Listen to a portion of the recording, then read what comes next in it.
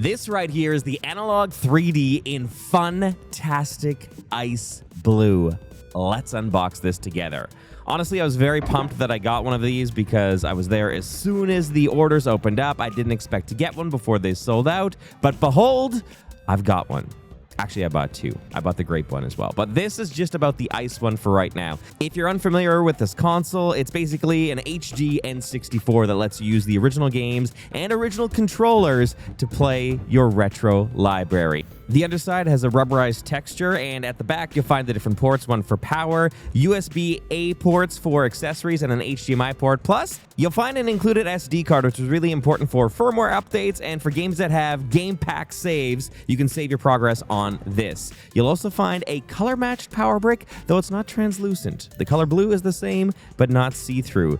You'll also find color-matched HDMI cable and a color-matched USB-C cable, which works alongside that power brick that I showed you a little bit earlier on. There's some product documentation, some stickers, and then if you dig into the base of the box, you'll also find a hidden thing that is helpful for cleaning your old N64 cartridges. It looks like a magic eraser, but for video games. So that's a quick unboxing, basically to give you a look at the Ice Blue model. Let me know what questions you have about this console in the comments section so I can keep that in mind as I work on a full review.